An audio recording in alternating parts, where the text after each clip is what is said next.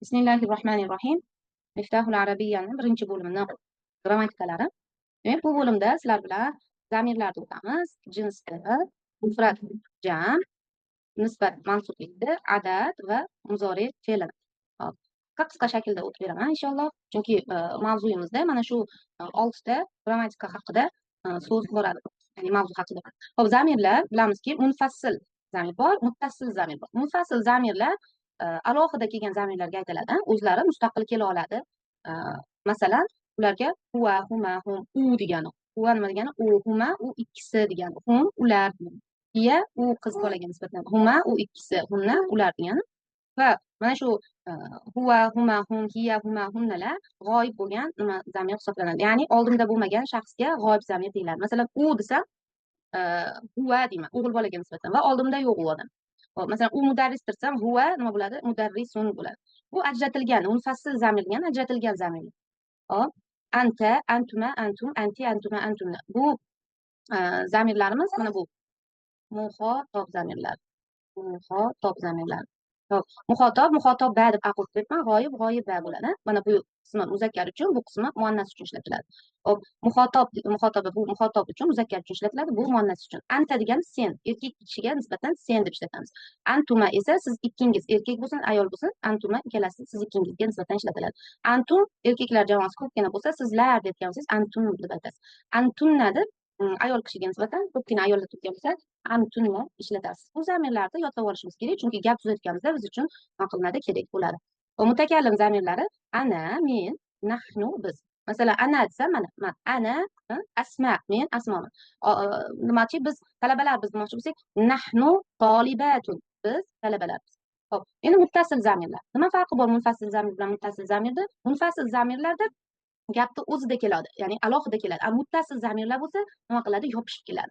Ana shuning uchun mana bunday holatga qo'yib qo'ydik. Ya'ni bular yopishib kelganligi uchun, ya'ni ismga yopishib kelganligi uchun, ba'zan fe'lga ham yopishib keladi. Yopishib kelgani uchun ba'zan harfga ham yopishib keladi.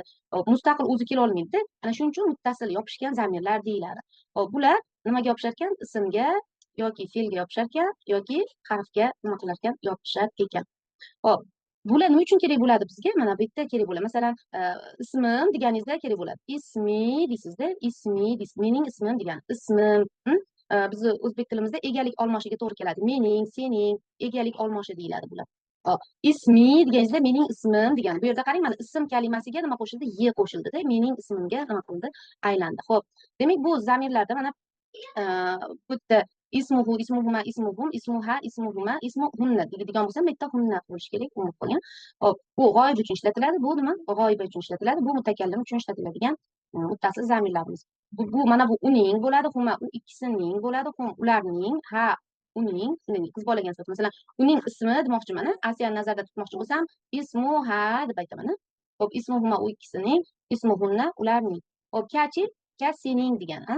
Ya'ni erkak kishiga nisbatan sening isming demoqchi bo'lsangiz, ismuka, sening isming Ibrohimmi demoqchisizda, ismuka, ismuka Ibrohim, sening isming Ibrohimmi, ismukuma u ikkisining, ismukum masalan, ism kalimasini qo'shyapmanki, mana bular qo'shilib yoziladigan zamirlar bo'lgani uchun. Hop. Endi ismuki, ismukuma, ismukunna nima? Bular muannas uchun ishlatiladi. Hop, ismi deganimizda, iyi deganimizda mening ma'nosida ishlatiladi. Bu nachi ismuna, bizning ismimiz, bizning madrasamiz, bizning maktabimiz desanglar, madrasatuna deymiz.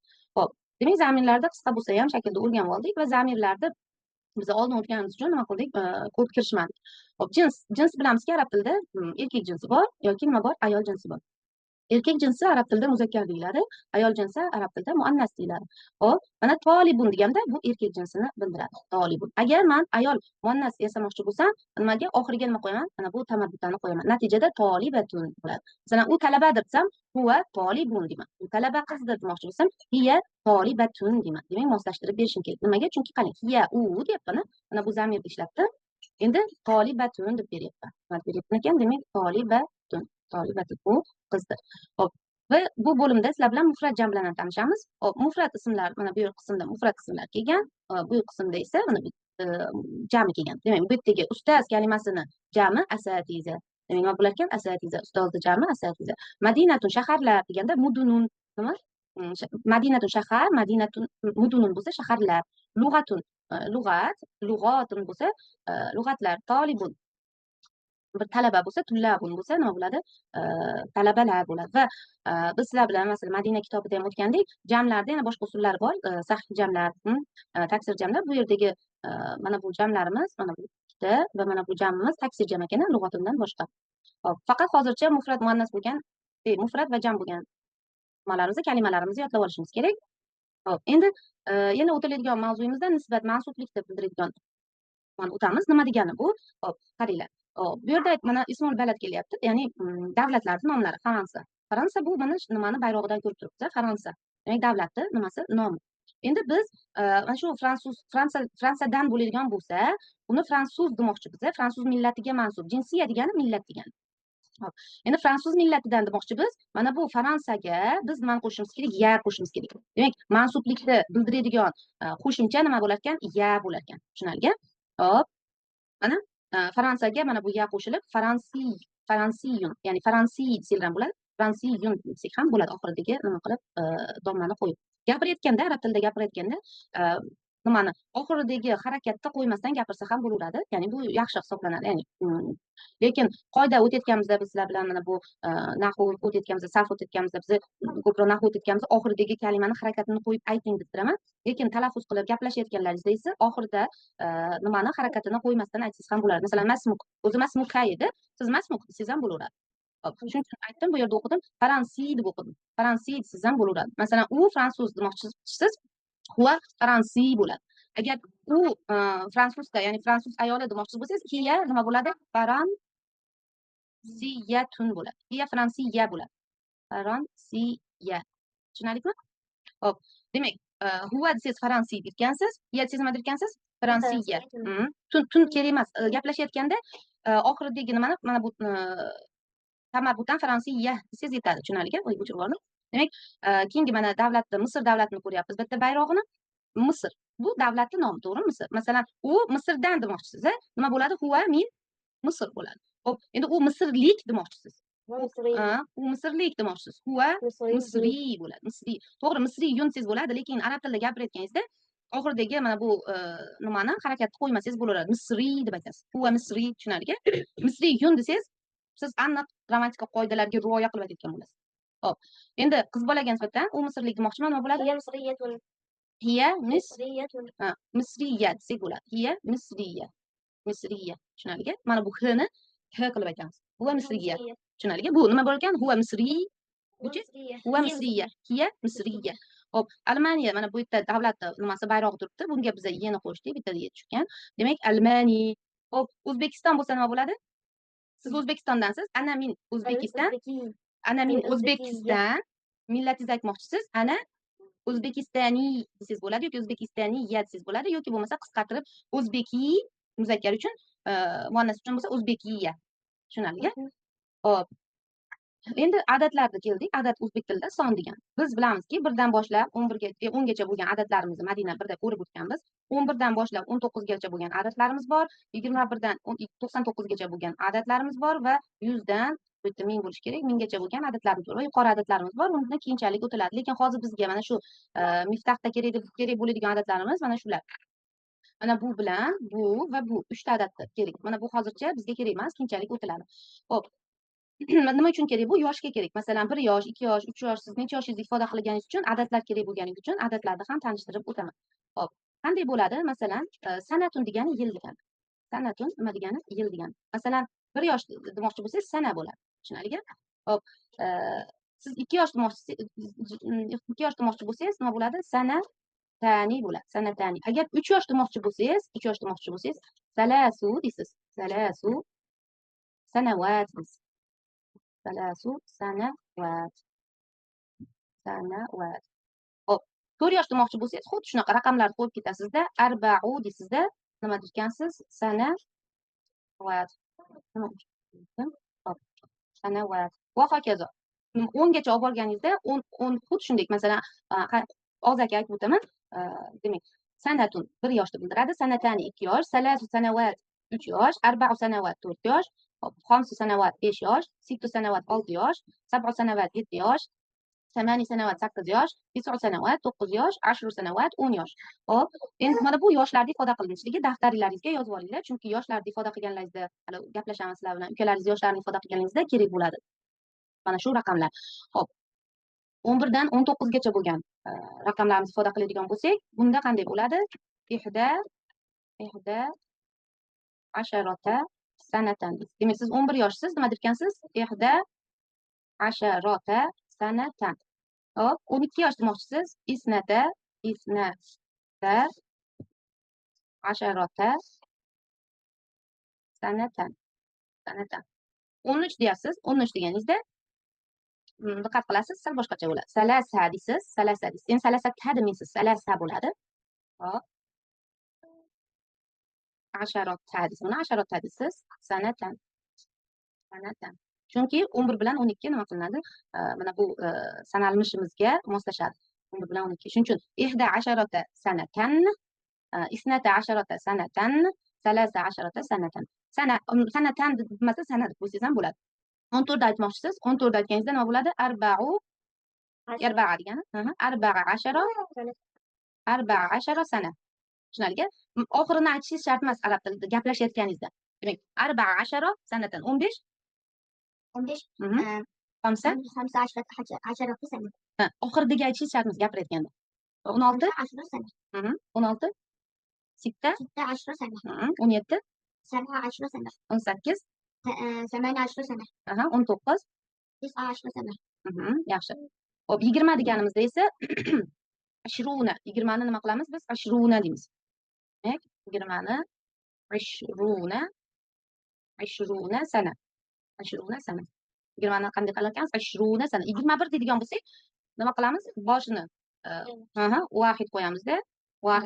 Vahid va vahidun o'zi to'g'ri, lekin arab tilida gapirayotganimizda oxirgi harakatlar kerak emas bizga. Vahid va 20 sana. Vahid va 20 sana. Tushunarli? Hop, 22 deganingizda mana bu 11 dan boshlab 10 gacha bo'lgan raqamlarimiz bor-ku. Vahid yodlagansizlar-a? Vahid, isnan, nima deb yodlagansizlar? Isnan, keyin salas, salasun bor, salasa ham bor. Salasun, salas, arba'. Xo'p, mana shu raqamlarimizni qo'yib ketamiz. Birinchi mana bu nimaga? Joyiga. Demak, vahid va 20 sana yoki isna deganimizda nima qilamiz? Isnan va 20 sana, salas va 20 sana, arba' va 20 sana, saninglarchi? 24 سنة. 25 سنة. 26 سنة. 27 سنة. 28 سنة. 29 سنة. 30 سنة. 30 sana. Demak, 30larni aytayotganimizda 20, 30, 40, 50, 60, 70, 80, 90larni aytayotganimizda mana bu e'tibor qilishimiz kerak. Demak, 20 aytayotganimizda 20 bo'lar ekan. Nima bo'lar ekan? 20 20 deyilar ekan. Hop, 30chi? 30. 40 40 50 50 60 60 60 70 70 60 70 80 80 90 bu narsalarni daftaringizga yozib olishingiz kerak va nima qilishingiz kerak? Yodlashingiz kerak. Bu siz uchun juda kerakli bo'ladigan ma'lumotlardan. Hayotimizda o'zimiz uchun, o'zimizni tanishtirayotganimizda, yoshlarni aytayotganimizda kerak bo'ladi. Va birinchi hozir tekstni ham ko'ramiz. Tekst ko'rayotganimizda o'tgan mana shu grammatik o'tgan mavzularni ham topamiz. Xo'p, muzori fe'li. Muzori fe'lining alomatlari bor. Bu alomatlar mana bu hamza, bu mutakallim uchun ishlatiladi. Ya'ni masalan, men o'zim haqimda gapiryapman. Men hozir kimman? Gapirayotgan shaxsman. Gapirayotgan shaxsim mutakallim hisoblanadi. Chunki men o'zim gapiryapman-da, men. Hop, sizga nisbatan men kimman? Sizga nisbatan muxotobman. Demak, mana bu alif muzori fe'lini nimasi?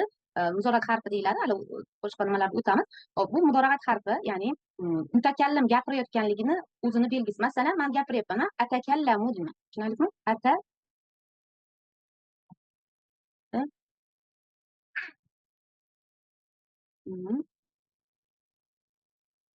Atakallamu. Bu yerda men gapiryapman. Men gapirayotganim uchun mana bu belgi a ni ifodalaydi. Tushunarli? Mutakallim uchun ishlatiladi. Muzori fe'lida a nima uchun ishlatilar ekan? Mutakallim uchun ishlatilar ekan. Ya'ni hozir men gapirayotganim uchun atakallam. Xo'p, masalan, qarshimda Ibrohim bo'lyapti. Ibrohim gapirayotgan bo'lsa, tatakallamu deyman. Ibrohimga qara, sen gapiryapsan. Tatakallamu t qarshimdagi erkakka nisbatan ishlataman. Yoki ayolga nisbatan ham ishlataman. Tatakallamina deyman ayolga. Hop. Demak, erkakka nima deyotganman? Tatakallamu, tatakallam yoki Asiyaga qarab "San gaplashyapsan" desam, تكلمي. aha, tatakallamina deyman. Demak, bu erkakka nisbatan muzakkarga, bu esa nima? Ayolga nisbatan. Ba'zan ikkita t bo'lib qolgani uchun tni tushirib yuborishadi. Takallamu, takallamina deb aytiladi. Tushunarlika? Hop, ikkita t bo'lib qolgani uchun bitta tni tushirib yuborishlik mumkin bo'ladi. Hop, mana bu y harfi esa g'oyib uchun ishlatiladi, ya'ni yo'q shaxs. Hozir nimamizda oldimizda hech kim yo'q. Misol, o'sha haqida gapiryapti. Masalan, hozir Sulaymon yo'q, Sulaymon gaplashyapti demoqchiman, Sulaymon gaplashadi demoqchiman. Yatakallamu bo'ladi. Tushunarlika? Mana bu nunchi, demak y harfi yatakallamu. Demak, yatakallamu. Hop, mana bu yeyimiz, demak nima uchun ishlatilar ekan? Huzurimizda yo'q odam. Masalan, u gaplashadi demoqchiman. Huva nima? Yatakallamu. Mana bu nunchi bizga nisbatan, biz Asiya, man, Ibrohim gaplashayotgan bo'lsak, natakallamu deymiz. Natakallam. Hop, gapirayotganlaringizda natakallamu deb turib oxirini domma qilib aytishingiz shart emas. Oxirida sizga aytgandek sukun qo'yib gapirib ketaverasiz arab tilida gapirayotganingizda. Tushunarlika? Harakatlarda qo'yib gapirishingiz shart emas. Men masalan qoida o'tganimda sizlarga oxirini qo'yinglar, oxiri kerak menga dedim, lekin gapirayotganingizda bu narsani men sizdan talab qilmayman. Balki oxiridagi harakatini qo'ymasdan gapirishingiz arab tilida boshqa arablar bilan gaplashayotganingizda ham chiroyli bo'ladi, ya'ni oxirini harakatsiz qo'yib gaplashishingiz. Hop, demak mana qoidalar bilan tanishib oldik. Inshaalloh mana shu uyga vazifa o'tilgan mavzularni, o'tgan hozir mavzularni bitta-bitta qilib daftaringizga yozib chiqing va yodlang. Siz uchun kerakli, kundalikda kerakli bo'ladigan grammatik qoida bu. Demak, videoni ko'ramiz. Ungacha mana qoidani tushunib oldilar inshaalloh. Demak, uyga vazifa nima ekan? O'tilgan qoidalarni yozib kelish.